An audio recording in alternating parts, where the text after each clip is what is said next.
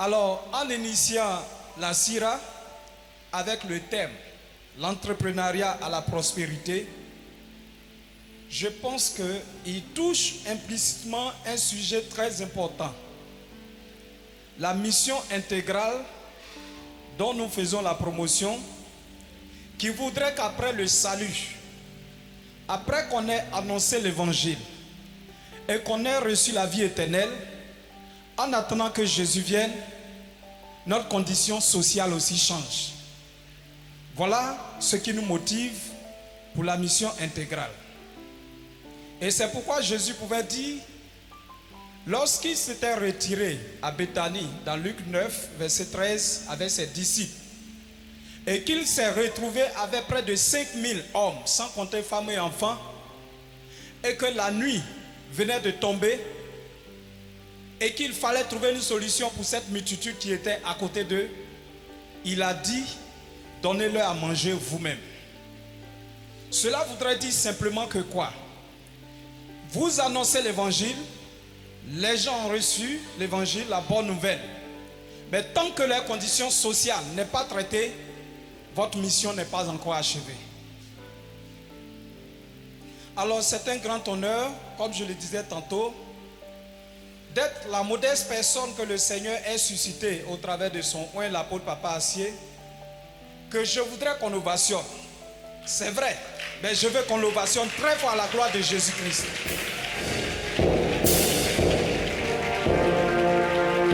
Voilà. Soyez bénis, papa. Et ce n'est que le chemin que vous avez amorcé. Vous allez très loin et il y a de très grandes choses devant là-bas. Amen. Ma communauté AFC à Soubré, je leur ai dit au revoir hier pendant le culte pour dire que je venais répondre à une invitation ici. Donc elle m'a chargé aussi de vous transmettre ses salutations.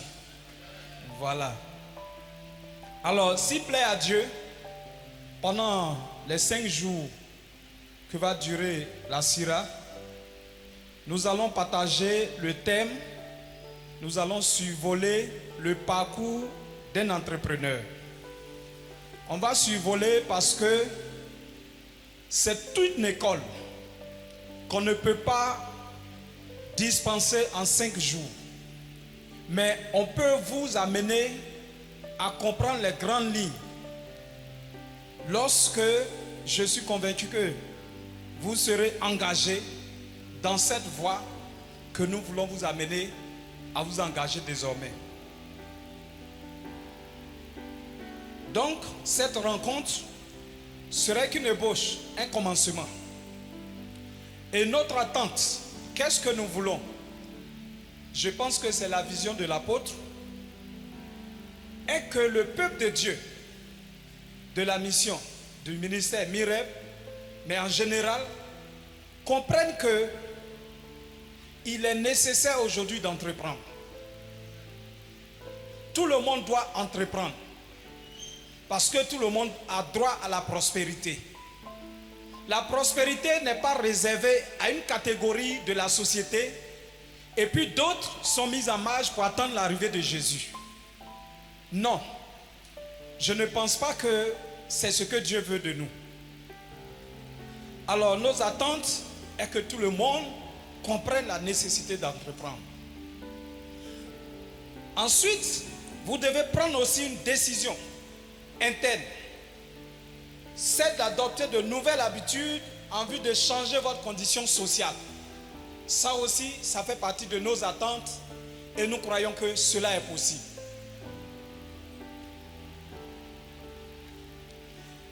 Et aussi pouvoir détecter le potentiel en vous.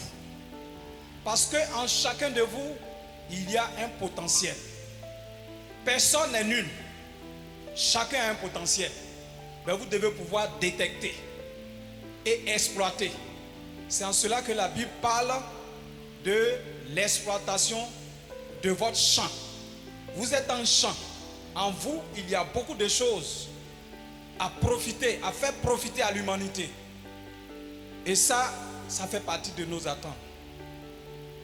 Alors, pour donner un peu un aperçu de ce qui va se passer.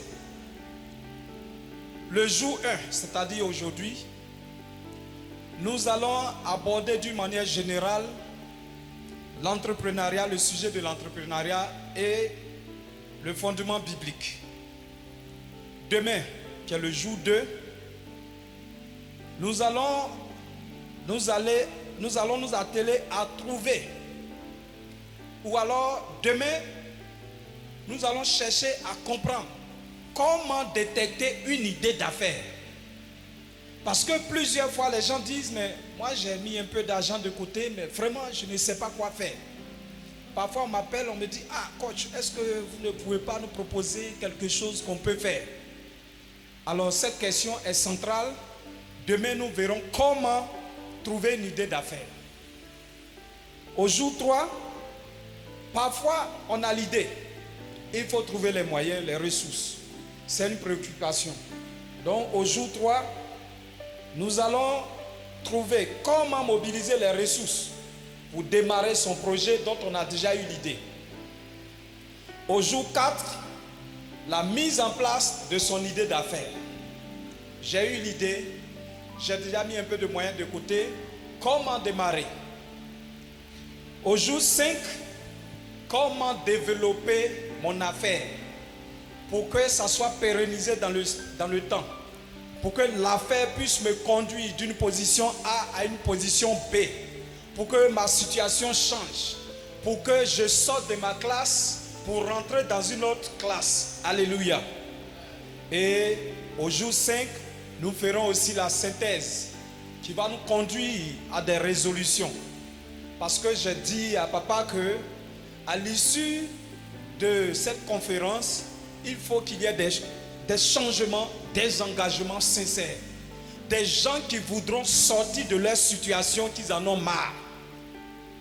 Des gens qui ne veulent plus qu'on les qualifie de pauvres, mais qui veulent changer la génération future, qui veulent mettre fin à la souffrance, à la pauvreté dans leur vie, partant de leur vie. Mais cela aussi est possible. Et croyez-moi que ceux qui voudront vont y arriver. Parce que le Seigneur va nous outiller. Alléluia. Que le Seigneur bénisse vraiment ce grand programme dont je pense que fera du bien au corps de Christ. Alors, comme je l'ai dit, aujourd'hui, nous allons voir un peu la généralité sur l'entrepreneuriat. Mais nous allons partir de notre verset. Nous allons partir à partir de notre verset de base. On va prendre nos Bibles dans le livre de Psaume 128, verset 2. Ensuite, je demanderai à quelqu'un de chercher 2 Rois 4, versets 1 et 7. Si vous avez la version électronique, c'est-à-dire à partir de votre portable pour qu'on puisse aller vite. Voilà. Si quelqu'un a trouvé, vous faites la lecture s'il vous plaît. Oui, Psaume 128, le verset 2. Psaume 128, verset 2. Tu jouis alors du travail de tes mains. Tu es heureux. Tu prospères. Ok. Celui qui craint l'Éternel, au commencement du verset, jouit de son travail. Il est heureux et prospère. Bien-aimé, dans ce verset, j'ai fait ressortir des mots très essentiels. D'abord, il y a l'Éternel qui est fait allusion pour dire que on ne peut pas jouir de son travail, prospérer en dehors de l'Éternel. Il faut forcément une implication de l'Éternel. Mais quelle est la part ou le rôle que doit jouer l'Éternel? D'abord, pour l'homme, tu dois connaître l'Éternel et tu dois le craindre et lui confier tes affaires. Fais tout avec lui. Pour tout dire, commencez tout avec l'Éternel. Alléluia. Ensuite, il faut travailler. C'est pourquoi il a dit, jouis de son travail. Jouis de son travail. Ensuite, il faut être heureux. Quand on parle de jouissance, c'est être heureux. Parce que on ne peut pas parler de jouissance là où on est en souffrance, où on est en train de souffrir. Et ensuite, il y a prospère, que je pourrais transformer en prospérer. Donc, craindre l'Éternel, travailler, être heureux, prospérer. Alléluia. L'homme a besoin de Dieu, l'homme a besoin de travailler, l'homme a besoin d'être heureux et l'homme a besoin de prospérer. Alléluia. Est-ce qu'on peut acclamer le Seigneur?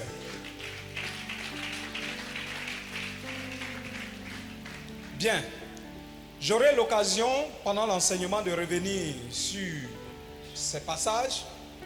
Alors on va passer, on va évoluer avec le deuxième texte de 2 Rois 4, versets 1 et 7. 2 Rois 4, verset 1 ou verset 7. Une femme d'entre les femmes des fils des prophètes Oui. cria à Élisée en disant, ton serviteur, mon mari, est mort. Et tu sais que ton serviteur craignait l'Éternel. Or, le créancier est venu pour prendre mes 2 enfants et en faire ses esclaves. Élisée lui dit, que puis-je faire pour toi? Dis-moi, qu'as-tu à la maison?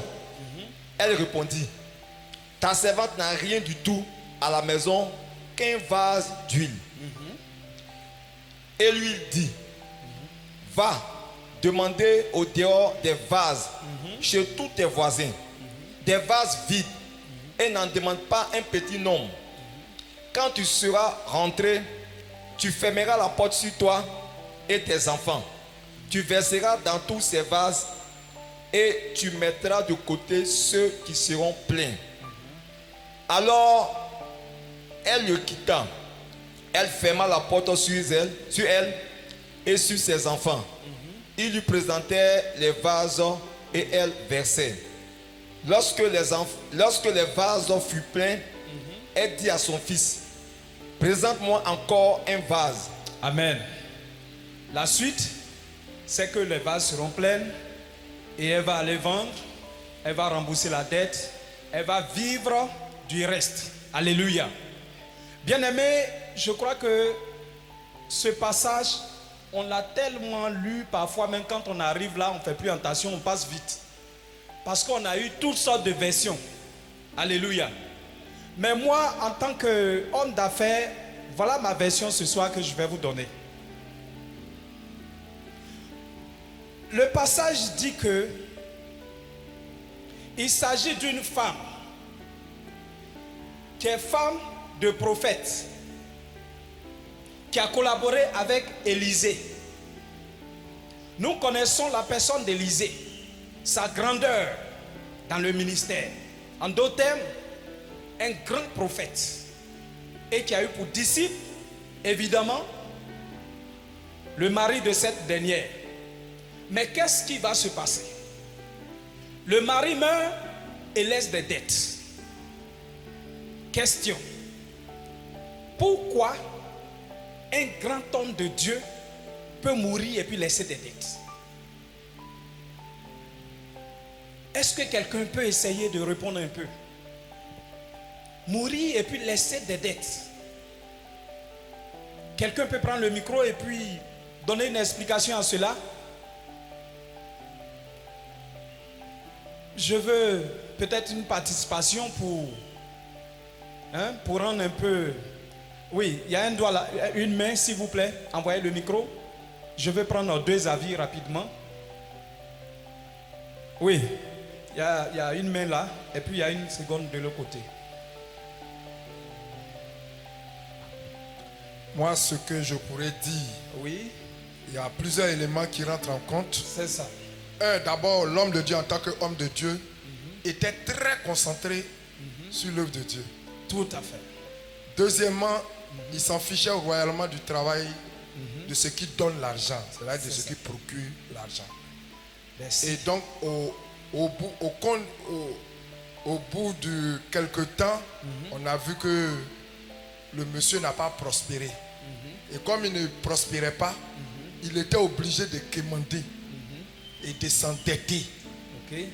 Malheureusement, à cause de la pauvreté, ne pouvant pas se soigner, il est mort. Il est mort. Et donc avec des dettes. Vraiment. Quel dommage. Merci. Très bonne réponse. Le micro à droite, à ma gauche. Voilà.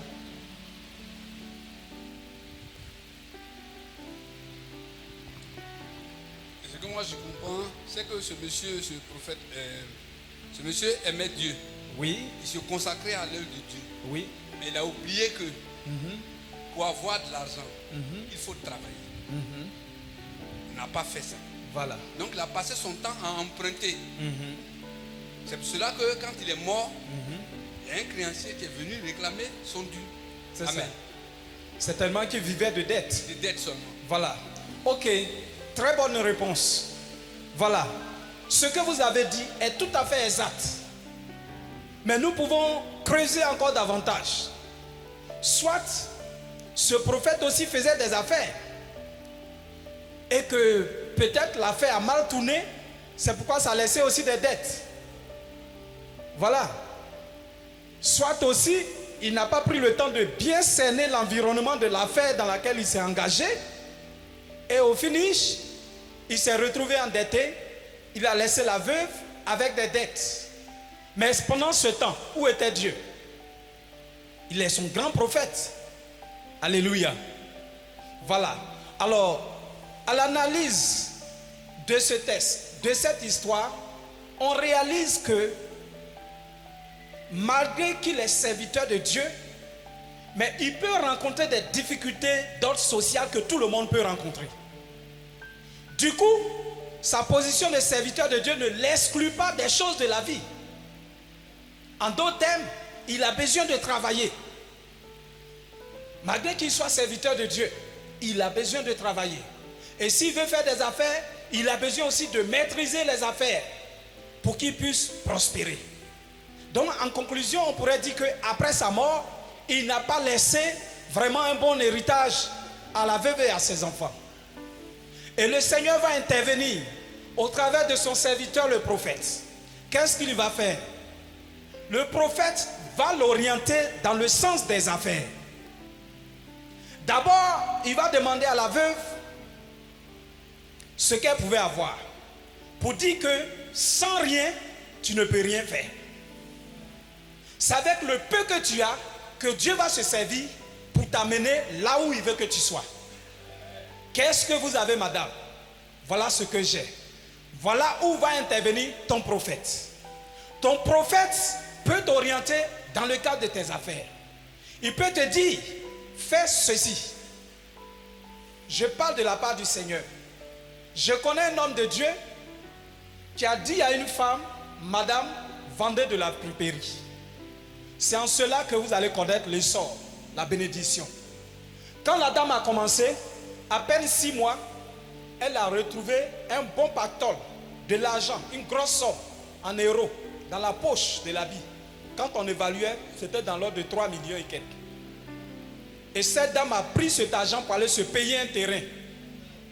Moins d'un an encore, elle a eu encore une grosse somme. Et elle s'est bâtie une maison.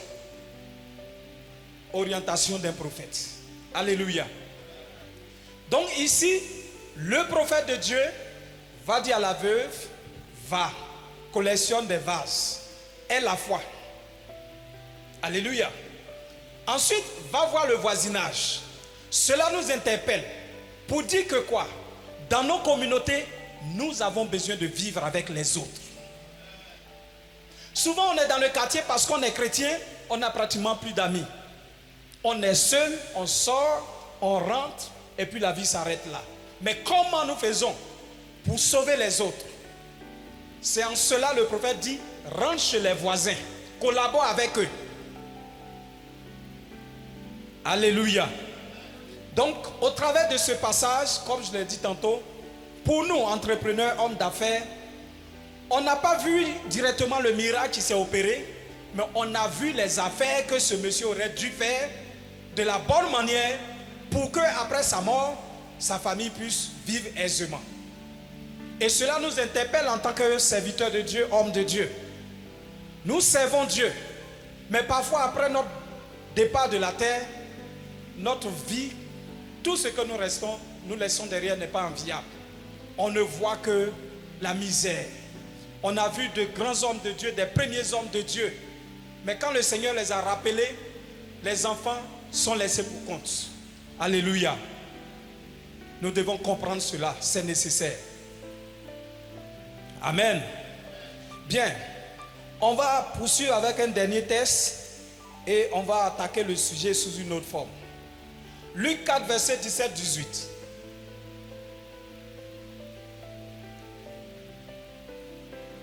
Luc 4, verset 17-18. Luc 4, verset 17 à 18. Et on lui remit le livre du prophète Ésaïe.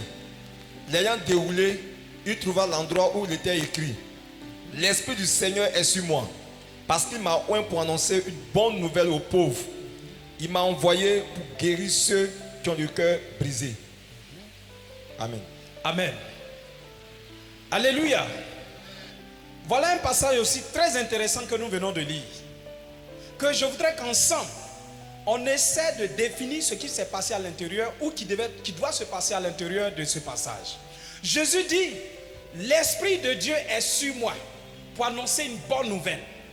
Généralement, quand quelqu'un te dit j'ai une bonne nouvelle pour toi, on est vraiment impatient d'entendre cette nouvelle. On est pressé de savoir quelle pouvait être cette bonne nouvelle. N'est-ce pas? Jésus déclare ici que il a l'Esprit de Dieu sur lui pour annoncer une bonne nouvelle. Et il va commencer à mentionner de quelle bonne nouvelle s'agit. Il a parlé des prisonniers. Bien-aimés, lorsque les prisonniers, enfin, dans les prisons, et qu'on approche la fête d'indépendance, et qu'ils apprennent dans les coulisses que cette année, il y aura grâce présidentielle, et qu'à la veille de la fête de l'indépendance, on annonce qu'il y a une bonne nouvelle pour les prisonniers, à quoi peut s'attendre un prisonnier? Pardon?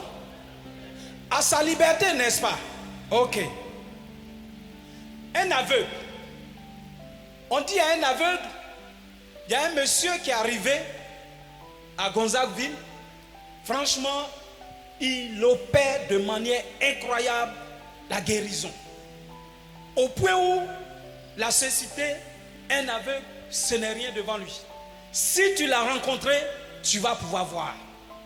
Et ce monsieur annonce qu'il a une bonne nouvelle pour le quartier de Gonzagueville pour les aveugles. À quoi peuvent s'attendre les aveugles? Qu'est-ce qu'ils peuvent s'attendre? À recouvrir la vue, n'est-ce pas? Quoi de plus normal? Un opprimé, c'est-à-dire quelqu'un qui ne jouit plus de sa liberté. Il est sous le poids des démons. Il est tout le temps malade. Il est tout le temps à la pousse. Il est vraiment dans des difficultés. Il ne s'en sort pas. Il n'a pas la paix, il n'a pas la joie. Il se pose la question: est-ce que moi-même j'ai le droit de vivre encore? Pourquoi toujours c'est moi? Et on vient lui dire: j'ai une très bonne nouvelle pour toi, mon frère, pour toi, ma soeur. Il y a un grand homme de Dieu qui est venu. Mais je t'assure que c'est la plus bonne nouvelle que je vais t'annoncer aujourd'hui. À quoi cet opprimé peut s'attendre? À sa délivrance. Alléluia. On est bien d'accord? Voilà. On poursuit. Alors, on va arriver au pauvre. Le pauvre, on vient lui dire: il y a une bonne nouvelle pour toi, mon cher. On nous a tout le temps taxé de pauvres. C'est nous qui vivons ici au quartier des pauvres. Mais je t'assure qu'il y a une bonne nouvelle qui est descendue pour nous les pauvres. À quoi peut s'attendre un pauvre? Allô? À la richesse. Il se dira désormais que moi aussi j'aurai droit à sortir de la pauvreté et à changer de statut. Alléluia. La richesse. Et quiconque parle de richesse parle de prospérité. Alléluia. En résumé, voilà pour nous les hommes d'affaires ce passage-là, ce que ça révèle. La bonne nouvelle que Jésus a pour celui qui est opprimé, c'est d'avoir son indépendance. Celui qui est pauvre, c'est désormais pouvoir devenir aussi riche. Jésus ne peut pas régler les autres aspects de la vie qui touchent les hommes et puis laisser la pauvreté pour que vous demeurez dans la pauvreté alors qu'il déclare qu'il a envoyé une bonne nouvelle pour toi. Si tu n'as pas compris, comprends dès aujourd'hui que dans la mission de Jésus, il existe une solution pour la pauvreté. On pensait que Jésus était pauvre. Non. Ou bien, pour nous qui, Jésus est pauvre ou bien il est riche, on le classe où? Non, ça dit objectivement, quand on le regarde. Pauvre, non? Voilà, parce qu'il n'était pas dans les palais, etc. La raison est toute simple. Si Jésus était resté du côté des riches, nous les pauvres, on va faire comment pour accéder à lui? Au moins chez les pauvres peuvent aller à lui. Voilà la raison. Sinon Jésus en réalité était très loin d'être pauvre. Quelqu'un qui a le pouvoir de multiplier, s'il avait besoin d'argent, est-ce que ça pouvait être un problème pour lui? Non. S'il avait besoin de santé, c'est lui-même qui a la providence. Il est riche en santé, il est riche en argent, il est riche en pardon, en miséricorde. Jésus est riche en tout. Mais il a pris l'habit de pauvreté pour que nous les pauvres, nous puissions aussi avoir accès à sa personne. Alléluia.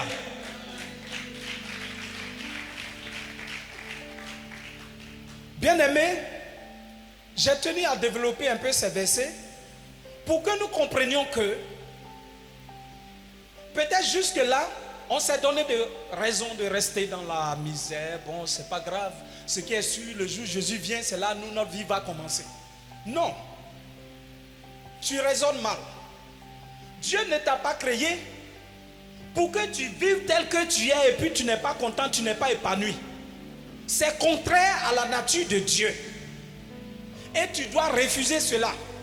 Et c'est pourquoi nous sommes là ce soir.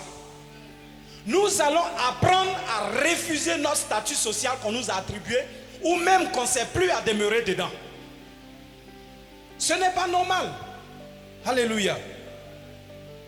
Le travail est une mission de Dieu pour l'homme. Quand nous lisons dans Genèse 1, verset 28, on peut dire que Dieu n'a pas achevé la création. Qu'est-ce que Dieu a fait? Il a créé la matière. Ou bien c'est pas ça, papa? Tout ce que Dieu a créé là, c'était à l'état brut qu'il nous a laissé. Dans Genèse 1, verset 28. Quand il a créé la nature, les eaux, la forêt, le sol et tout, et puis il a placé l'homme dedans. Il a dit domine, travaille, ce qui est là. Mais je vais vous dire que la richesse là, tout est camouflé dans ce que Dieu a créé. Alléluia. Prenez le sol. Où trouve-t-on l'or? Dans le sol. Où trouve le pétrole? Où trouve le diamant? Où trouve le fer? La manganèse, etc., etc. Tout est dans le sol. Mais si nous ne fructifions pas, nous ne travaillons pas le sol, comment nous pouvons découvrir cela?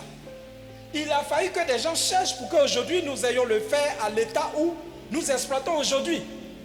Alléluia.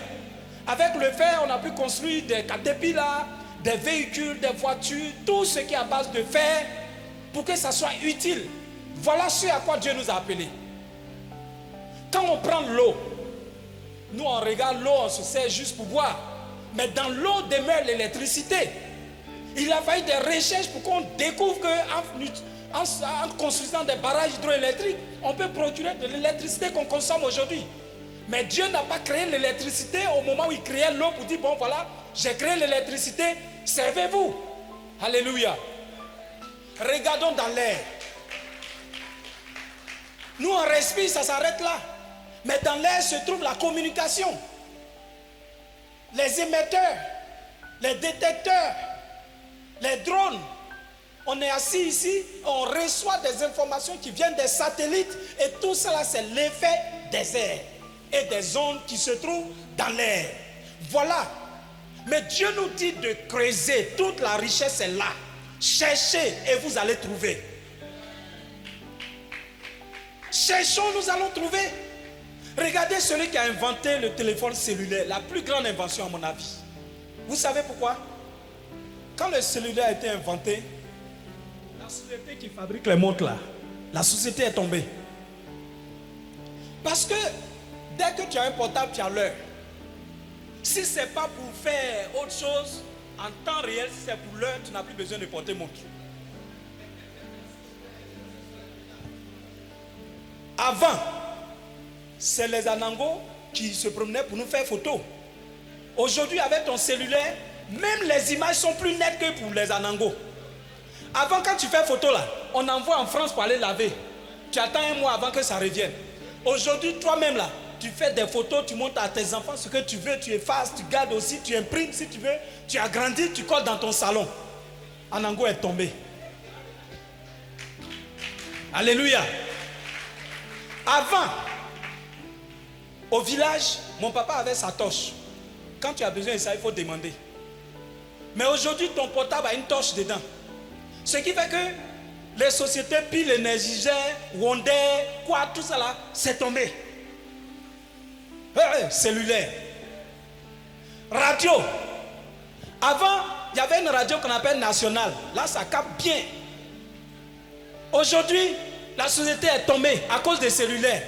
Parce que j'ai radio dans mon portable. Je n'ai plus besoin d'aller acheter radio au marché. Avant, il fallait écrire lettre pour envoyer à un parent.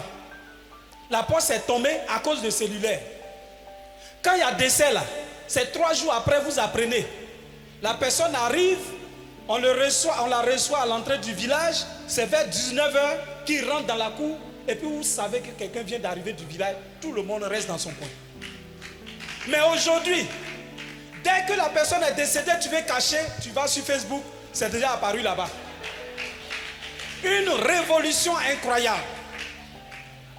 Une très grande découverte. Avant, je me souviens, mon oncle était planteur, moi-même mon papa était planteur. Quand on va les accompagner pour vendre cacao là, il y a des petites calculatrices qu'on paye. C'est ça on prend pour faire les poids. Aujourd'hui, tu as ton portable, calculatrice scientifique, tout est dans le portable. On n'a plus besoin de ça, d'aller créer société pour ça. Alléluia. Mais etc. Celui-là a fait tomber toutes ces grosses structures qui sont dans le monde à cause de lui seul, son apparition. Voilà ce que Dieu attend de nous. Mais je vous assure que ça, c'est encore rien par rapport à ce qui est encore caché que Dieu attend de nous. Regardez le poids d'un Boeing 760 qui prend 850 personnes passagers et il les fait soulever dans le ciel. Une telle imagination, un avion qui prend tout un temple, un grand temple, 800 personnes assises dedans, en train de les déplacer, les nourrir, tout, avec carburant dedans, qui peut voyager de l'Afrique jusqu'aux États-Unis. C'est-à-dire le carburant même qui est dedans, là. La soute même, le réservoir, là, peut-être ça peut arriver comme cette salle. Imaginez le poids. Et on est assis là, on attend Jésus. Il faut faire vite, tu vas venir nous prendre, on va partir. Tant qu'on n'a pas encore fini de découvrir ce que Dieu a réservé dans sa créature, nous n'irons pas.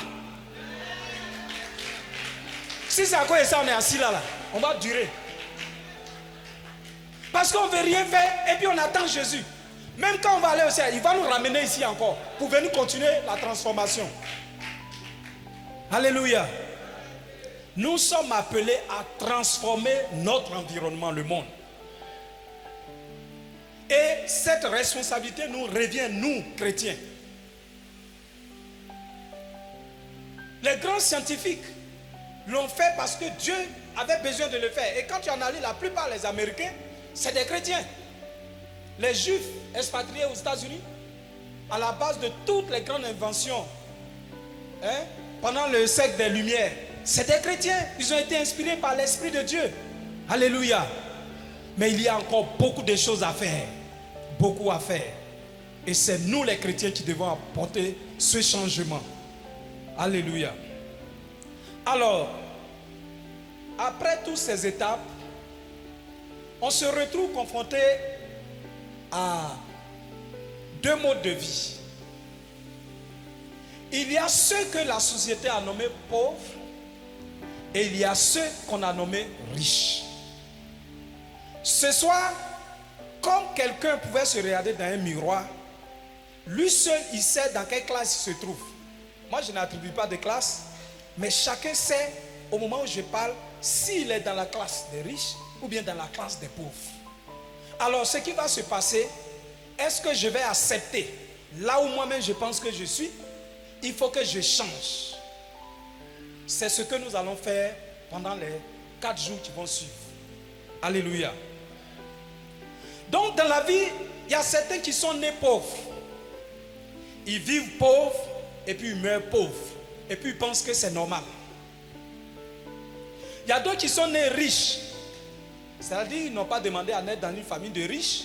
Et puis ils naissent là-bas, ils deviennent riches, ils font les meilleures écoles, ils demeurent dans la richesse, ils meurent riches. D'autres encore sont nés riches. Malheureusement, ils finissent par devenir pauvres. Et en fin de compte, il y a d'autres qui naissent pauvres, qui finissent par transcender et devenir riches. Où voulez-vous être, chers frères et sœurs? Voilà. Alors, pour mieux comprendre ce qui caractérise le riche ou le pauvre ou le nécessiteux, etc., il y a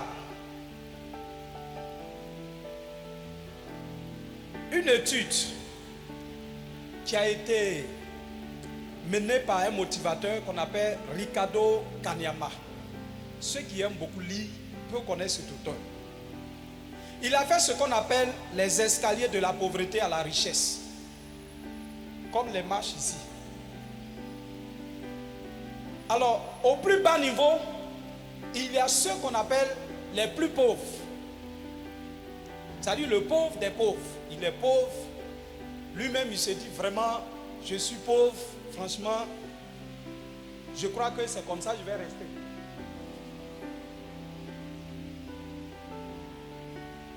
Donc le pauvre est celui qui est dominé par l'argent. C'est-à-dire lui là, c'est l'argent même qui le commande. Il ne peut rien faire pour maîtriser l'argent. Quand ça tombe dans sa main, immédiatement, ça doit servir à quelque chose et puis aussitôt ça quitte dans sa main. L'argent devient son maître. Il travaille dur, mais il en gagne très peu. Mais il n'a jamais pu subvenir à tous ses besoins. Et ça, il y en a partout. Chez les Blancs, Africains, partout, il existe toujours des pauvres. Le riche, c'est celui qui domine l'argent. Le riche, il a la maîtrise de l'argent. Lui, quand il a l'argent, là, il ne panique pas. Ceux qui sont habitués aux grosses sommes, il peut même passer ici, il a 4 millions sur lui, ça ne lui dit rien. Mais un pauvre, s'il a 100 000 ici, là, il va se palper 10 fois avant d'arriver au bout de la route. Il fait un pas, il regarde à gauche, à droite, si les gens n'ont pas regardé. Je me souviens à Yangon, il y a un monsieur qui construit des maisons pour les... Comment on appelle? Ceux qui sont en Europe, qui réalisent ici, là. Le mot même m'échappe. Oui, les Benguis. Bon, voilà, la diaspora, c'est le mot que je voulais. Et donc, les gens lui envoient des vingtaines de millions pour construire des immeubles à Yangon, où là où j'ai logé hier chez mon petit frère. C'est ce monsieur qui a construit R+4, avec au moins 20 appartements. Tellement qu'il est habitué à l'argent, un jour, mon petit frère allait lui remettre 400 000. De la manière, sa main tremblait, il regardait à gauche. Il dit, mais tu as quel problème? Ça là, c'est rien. Mais moi, souvent, je suis ici, j'ai 25 millions sur moi. Ça, c'est quoi? Fais vite, je vais partir. Vous voyez? Parce que le riche, il a la maîtrise de l'argent. Il sait comment dominer l'argent. C'est son point fort. C'est l'argent qui travaille pour lui. Mais le pauvre, il travaille pour l'argent. Alléluia.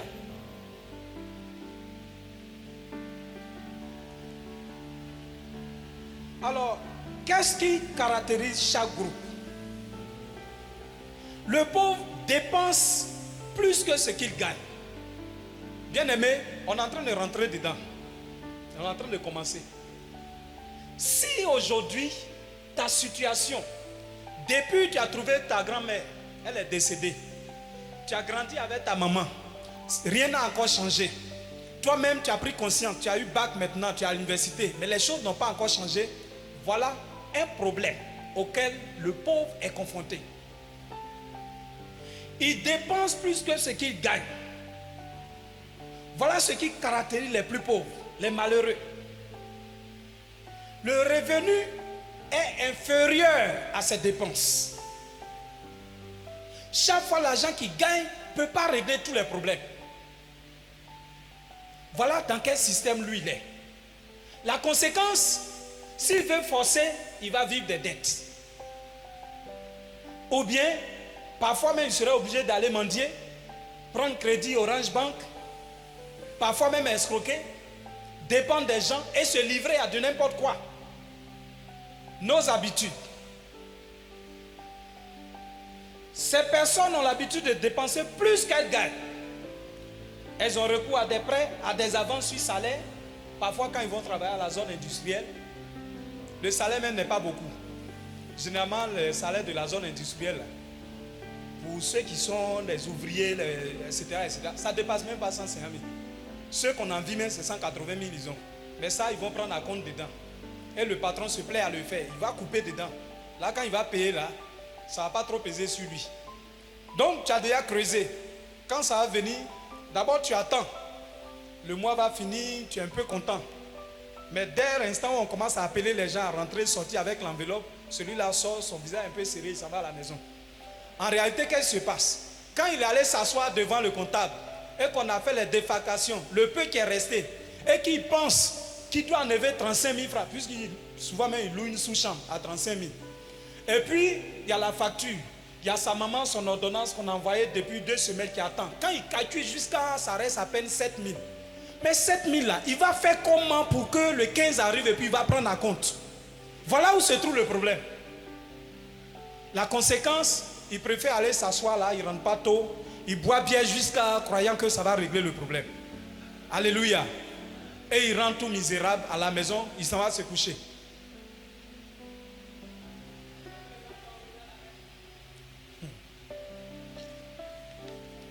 Alors, est-ce que il y a une vérité à savoir? Tant que vous avez tendance et l'habitude de dépenser plus que vous gagnez, vous êtes et resterez esclave de l'argent. Bien aimé, suivez bien. Dans notre démarche, il y a quelque chose qui va se répéter. Nous allons changer d'habitude.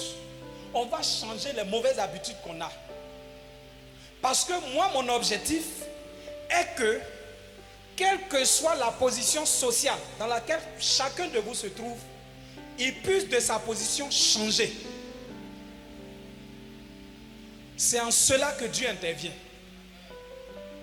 Ce n'est pas le jeûne, parce que les gens pensent que, puisqu'ils sont venus à l'église maintenant, ils vont jeûner, ils vont faire le plus long moment de jeûne, et puis un bon matin, clic, tout va changer. Jamais, c'est pas comme ça. Dieu n'est pas injuste. Il y a une loi qui appelle au changement. Il faut appliquer cette loi. Si tu ne l'appliques pas, si tu veux même là, va au ciel, reviens. Comme Satan va parler souvent à Dieu et puis viens là. Ça ne va pas changer. Il faut changer d'habitude. Changer d'habitude. Et ça, je reviendrai sur ça pendant les 4 jours qui nous restent. Avec beaucoup de développement. Et puis vous allez comprendre le mystère qui existe derrière. Quel que soit ce que tu as, change d'habitude. Tu vas prendre une résolution de changer ta manière de dépenser. Alléluia. Décision à prendre. Pour gravir les escaliers, partir du bas niveau. Parce que je vous informe que 80% de la population mondiale est pauvre et tout le monde est au premier niveau du palier. Là, il y a du monde. Tout le monde se retrouve là. On essaie de grimper un peu, après on retombe, on essaie de grimper, on retombe. Voilà. Donc, pour gravir les escaliers vers le succès financier, pour passer de cette étape à la suivante, il faut qu'un jour, vous prenez la décision courageuse de ne plus jamais dépenser tout ce que vous gagnez, quel que soit ce que vous avez en votre possession. Ce que je viens de dire, peut-être vous n'avez pas suivi. Ça dit quoi? Jusque-là, tu te dis, comme je n'ai pas beaucoup d'argent, c'est pourquoi je n'ai pas encore commencé à épargner. Ce n'est pas vrai. Ce n'est pas vrai. Ce n'est pas vrai. Quel que soit ce que tu gagnes, ta nouvelle habitude doit consister à vivre de ça, à épargner. Cette épargne ne dépendra pas de la quantité de ce que tu as, mais c'est une habitude que tu dois te donner. Qui arrive à faire ça jusqu'à présent? Alléluia. Si vous avez cette habitude, je vous assure que vous êtes sur la voie un jour de changer votre statut. En plus, demain, on ira plus loin. Je vous dirai d'épargner au moins 10%. Le fameux 10% qu'on voit en dîme, ce même 10% va nous rejoindre ici. Ça dit quoi? C'est comme une école dans laquelle tu vas t'inscrire. Quand tu évalues tes revenus du mois, tu as peut-être 30 000, 50 000. Dans tes 50 000, arrange-toi à épargner 10% en dehors de tes dîmes. Je ne parle pas des dîmes. La dîme, ça c'est un investissement céleste qui te garantit les choses spirituelles. Mais humainement parlant, arrange-toi à mettre 10% de côté. 10%, je ne demande pas trop, 10%. Parce que tu dois t'inculquer cette valeur, cette rééducation qui va briser l'habitude.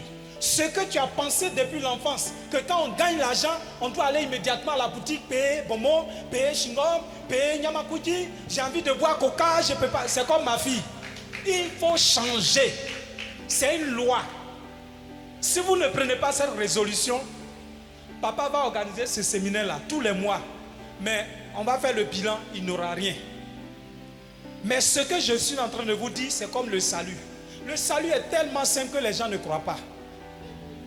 On leur dit non, donne ta vie à Jésus. Dans Romains 10, versets 9 et 10, crois en lui et puis tu es sauvé. On dit non, toi aussi. Comment c'est aussi facile comme ça? Éphésiens 2, 8 dit, vous êtes sauvés par grâce. Non, comment par grâce je suis sauvé? Il faut que je fasse des efforts. Vous voyez?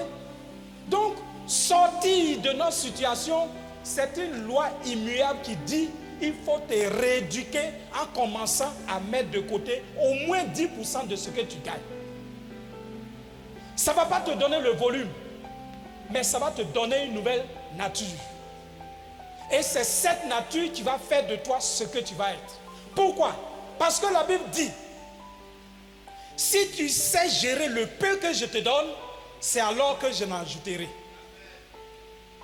Il y a des gens là, Dieu les a appelés à gérer des milliards. Pour eux, leur peu là, c'est dizaines de millions il va donner. Mais pour toi, ton peu serait des dizaines de mille. Mais c'est dans ça, vous deux, vous allez vous croiser au rendez-vous de la prospérité. Alléluia. On verra ça demain.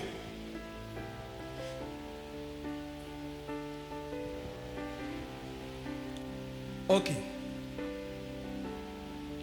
Nous avons la deuxième catégorie de personnes, les pauvres équilibrés. Voilà, les pauvres équilibrés. Ceux-là, ils dépensent tout ce qu'ils gagnent sans être endettés. Mais ils ne sont pas épanouis parce qu'ils regardent, ils ont déjà fait 10 ans, mais malgré tout, ils n'ont même pas 200 000 dans leur compte. Ce qui est sûr, il a soldé la scolarité, bon, sa facture, ils n'ont pas coupé le courant, le sac de riz est là, mais franchement, il travaille, il s'assoit souvent, il attrape la tête. Ah, mais ça fait 10 ans, moi-même. Attends, j'ai 350 000, mais je n'ai même pas 150 000 dans mon compte. Tu es un pauvre équilibré.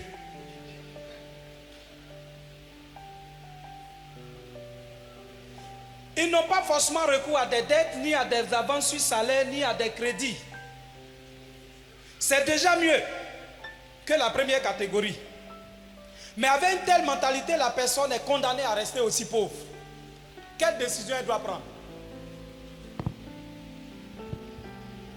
Alors, comme décision, il est aussi nécessaire qu'un jour, elle apprenne à épargner aussi, à parcourir le mois, et puis en ayant quelque chose qui est resté sur son compte.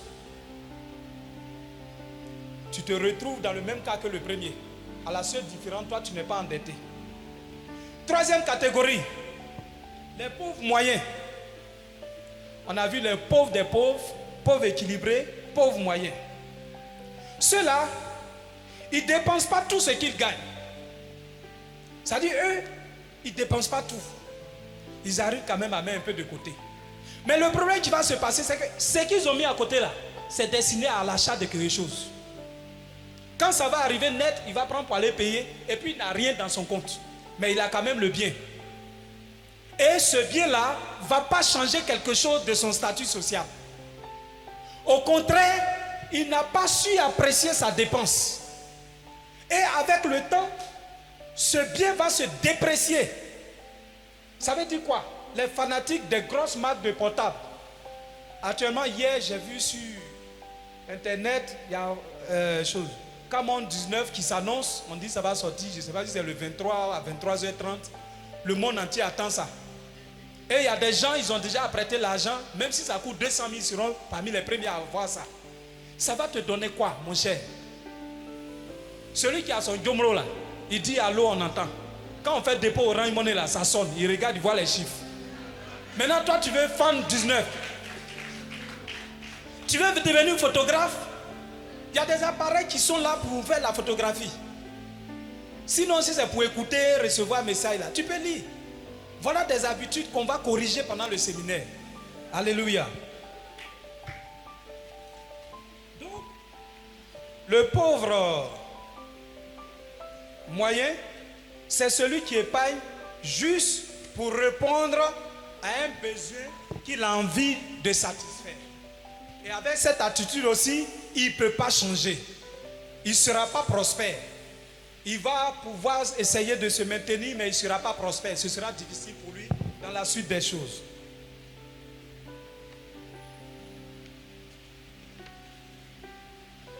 Nous allons partir rapidement.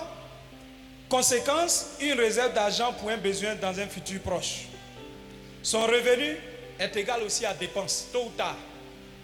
C'est-à-dire au début, on a eu l'impression qu'il y a de l'économie, mais en réalité, ça n'a pas de racines, ça va partir. Donc, il est égal aux pauvres, des pauvres ou bien pauvres choses. Décision à prendre. Pour y accéder, il faut qu'un jour, vous preniez aussi la décision courageuse, même si vous voulez payer votre portable, mais de toujours épargner vos 10%. Alléluia. Quatrième catégorie, les riches. Et ils sont carrément différents, c'est pourquoi on ne les qualifie plus de pauvres avant d'ajouter leur statut. On dit riches. Les riches ont une avance sur nous. Eux là, ils connaissent la valeur de l'argent. Le vrai riche ne fait pas bruit. Regardez dans le pays, ceux qui sont vrais riches là, ils ne font pas bruit. Ils sont là comme une eau douce. Ils ne font pas bruit parce qu'ils connaissent la valeur de l'argent. Ils savent où mettre l'argent pour que ça s'amplifie, ça se bonifie. Mais le pauvre, lui quand il est là, il fait du bruit pour qu'on sache que lui il est là aussi. Mais c'est pour juste un petit temps et puis il revient à son statut naturel. C'est-à-dire la galère, la pauvreté.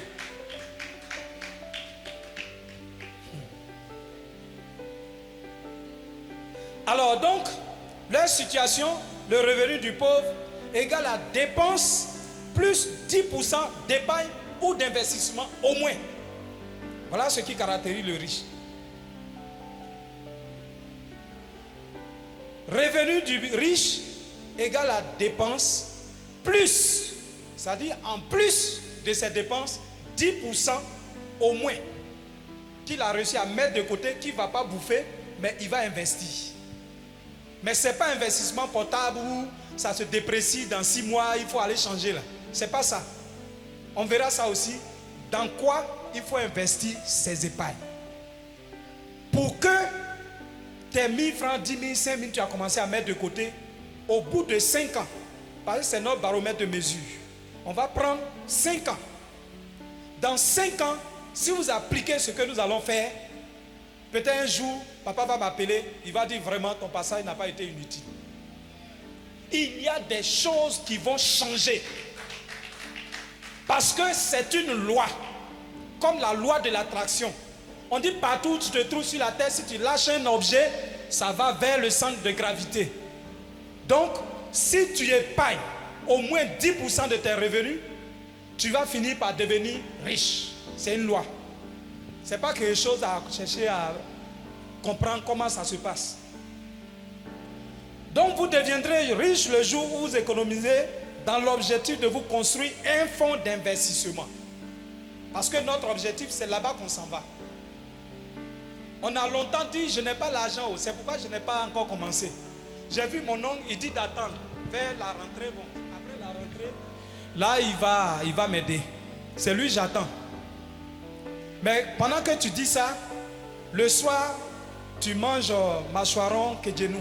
Parce que tu n'as pas envie de manger le riz là, ça sent. Tu veux manger mâchoiron kedjenou. On s'en va payer ça pour t'envoyer. Ton oncle, lui, il est là-bas, il est en train d'économiser pour t'envoyer. Mais toi, tu manges mâchoiron. Voilà. Quand on regarde ton portable, même pour ton tuteur là, ça vaut peut-être la moitié de ce que tu as à son prix. Ça, c'est le cas des étudiants. C'est eux qui pleurent. Il n'y a pas l'argent. Il n'y a pas la... Mais le portable que lui, il a là, son tuteur n'a même pas sa moitié. Alléluia. Il y a beaucoup de choses à changer dans nos habitudes. Bien-aimés, je pense que c'est une conférence qui est la bienvenue. Je prie Dieu que demain, on ait suffisamment de temps et qu'il y ait encore des personnes. Parce que je veux que nos statuts changent. Il y a des gens qui ne croient pas que... C'est-à-dire quand ils regardent au village, quand ils regardent leur case qu'ils ont laissée et puis ils sont venus à Abidjan, et on dit c'est dans ça maman est. Quand il pleut là, ils ont mis bâche noire mais ça coule. Quand ils pensent à ça, ils disent non, tant que je n'ai pas eu de travail, vraiment je ne pourrais pas aider ma maman. Moi-même c'est la partie qui me fait mal là même qui est là. Laissez-moi vous dire, à cette conférence, chacun va repartir d'ici avec des choses qui vont vous révolter. Vous allez croire en vous. Vous allez voir que vous avez du potentiel. Là où vous êtes là, il y a la richesse qui est autour de vous. Il n'y a pas un endroit de la terre où Dieu a privé les êtres humains de la richesse. Il y en a partout. Vous allez dans le désert, il y a des riches, des milliardaires au Mali. Vous allez au pôle Nord où il y a la neige, il y a des milliardaires. Vous allez en Guinée équatoriale ou en Amazonie où il y a la forêt immense, il y a des riches, des milliardaires. Et même ici à Gonzagueville, il y a des gens, actuellement où on dit le pays est dur là, c'est là ils sont au R+3 parce qu'ils veulent aller jusqu'à 4 plus le balcon. Mais vous êtes tous à Gonzagueville ici. Quand le soleil se lève là, à 7h ou bien à 6h30, vous tous vous voyez ça c'est rouge, ça quitte là-bas. À 17h30, vous tous vous voyez ça se couche. Mais lui il rentre à la maison avec au moins 2,5 millions. Et toi, tu es sorti à 2,500, tu rentres à 600 francs, tu es découragé. Pose-toi la question. Qu'est-ce qui fait la différence entre lui et toi? Et puis lui la journée il a rapporté 2 millions. Toi tu as dépensé tes 2500, tu rentres tristement avec 600 francs en poche. N'est-ce pas le même Dieu qui vous a donné le soleil, la journée, la pluie? Ce n'est pas les mêmes bacs que tout le monde emprunte? Qu'est-ce qui ne va pas? Bien-aimés, mettons-nous en cause. Ce n'est pas Dieu. Il y a des gens qui pensent que Dieu a décidé. Oui, la sœur Justine, toi tu vas rester comme ça, c'est pas grave. Quand Jésus reviendra dans le deuxième monde, c'est vous, là les choses vont changer. Vous qui étiez pauvres ici, là-bas c'est vous qui allez devenir les riches. Et puis on est content, on attend. Oh, tu seras pauvre ici, là-bas. Tu n'as pas pu bâtir ton deuxième monde, tu seras aussi parmi les pauvres là-bas. La Bible dit quoi? Tout ce que nous faisons ici, là, c'est un trésor qu'on est en train de bâtir pour nous-mêmes. Mais si tu n'as pas pu bâtir quelque chose pour toi demain, tu seras pauvre ici, tu seras pauvre de l'autre côté aussi. Alléluia.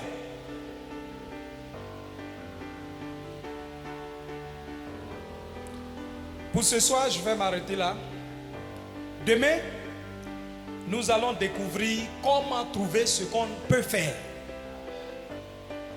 Parce que tout le monde se dit, ah, moi vraiment, moi je suis timide.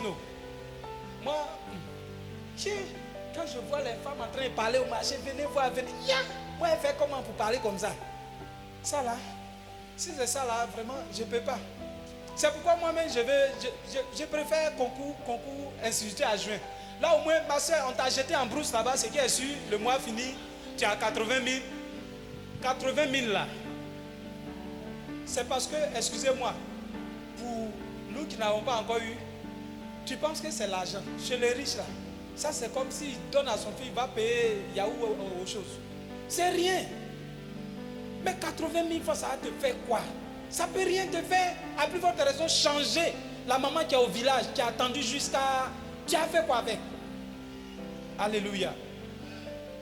Visez ce qui est bon, qui vous convient, qui va changer votre situation. Quittez dans la petitesse. Laissez les petites choses. Laissez les petites choses. Je vais m'arrêter là. Parce que c'est l'introduction. Dieu est pour l'entrepreneuriat. Retenez cela. Dieu est pour ceux qui travaillent. Dieu n'est pas là pour avoir pitié des gens. Non, mais attends. Écoutez, je vais dire quelque chose. Vous voyez, j'ai toujours dit une chose. Dieu a créé le monde. Tout est là. Il a créé les êtres humains. Mais voilà quelque chose qu'il ne fait pas. Ça a l'air très simple. S'il venait le soir avec un calepin, ma soeur, dis ce que tu as mangé demain. Tu écris. Papa, pour toi demain, tu prends quoi? Viande de bœuf ou bien poisson congelé. Il fait la liste et puis demain matin, les anges viennent distribuer à tout le monde devant sa porte. Est-ce que ça, là, Dieu ne peut pas faire entre nous? Non, sincèrement. Est-ce que Dieu n'a pas le pouvoir de le faire? Mais pourquoi il ne le fait pas? Cette réponse-là, c'est nous qui devons faire. C'est nous qui devons faire. C'est pourquoi Dieu bénit les païens. Parce que le païen là, lui il est en train de faire ce que Dieu attend. Nous on prie. Il n'a pas dit c'est pas la prière que voilà, ça va être comme ça. La prière est là pour répondre à un certain nombre de choses.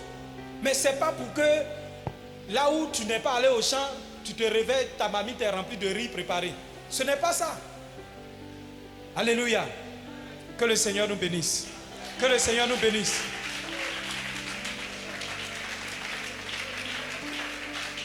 Vraiment.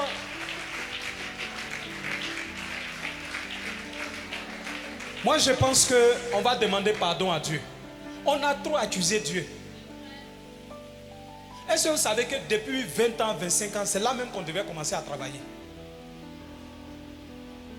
Moi, j'ai eu ma première fille à 25 ans.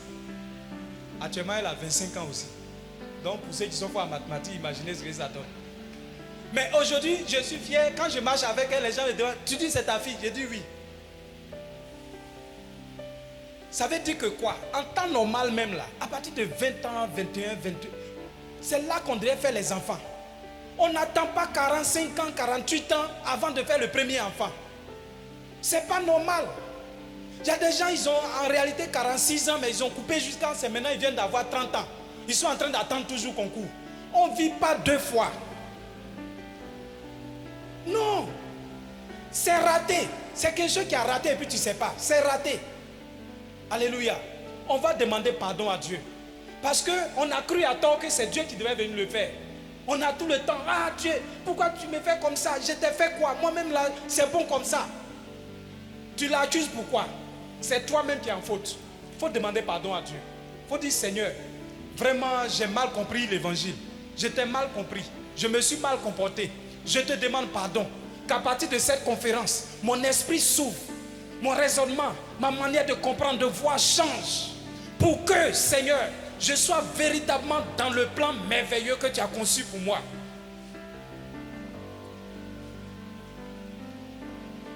Seigneur, je veux rentrer dans la dimension spirituelle. Je sais que tu as mis en moi du potentiel, de la richesse, beaucoup de choses. Mais Éternel, qu'est-ce que j'ai fait avec? Je te demande pardon, papa. je te demande pardon à la lumière de ta parole, de cet enseignement.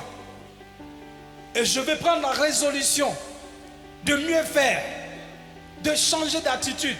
Là où j'ai gaspillé le peu que tu m'as donné, Seigneur, je vais désormais gérer minutieusement, avec beaucoup d'attention, de rigueur, afin que tu puisses me donner davantage en abondance. Merci Seigneur. Père, merci pour ce premier jour qui nous conduit dans ce grand programme, Seigneur, qui va changer les vies, les comportements, les habitudes, les manières de faire. Éternel, nous nous remettons entièrement en tes mains. Continue de nous parler. À la fin de cette rencontre de ce soir, ouvre notre esprit et amène-nous à comprendre dans quelle dimension tu veux nous amener. Seigneur, éclaire notre esprit. Fais-nous voir ce qu'on n'a jamais cru. Éternel, et que durant ces 5 jours que nous avons à passer, ça soit le début d'un changement qui va affecter notre cadre de vie, qui va affecter notre village, qui va affecter notre église, notre communauté. Nous avons des personnes ressources qui vont bâtir, qui vont contribuer à ton œuvre, qui vont apporter le changement, qui vont apporter la révolution spirituelle, évangélique, l'évangile intégral. Oh Seigneur, Père, tu as dit le peuple périt par manque de connaissance. C'est pourquoi nous avons tout le temps besoin de connaître. Merci ce soir pour ce que nous venons d'apprendre.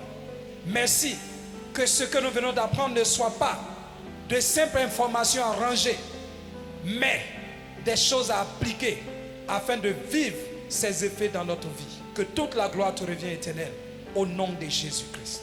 Amen. Amen.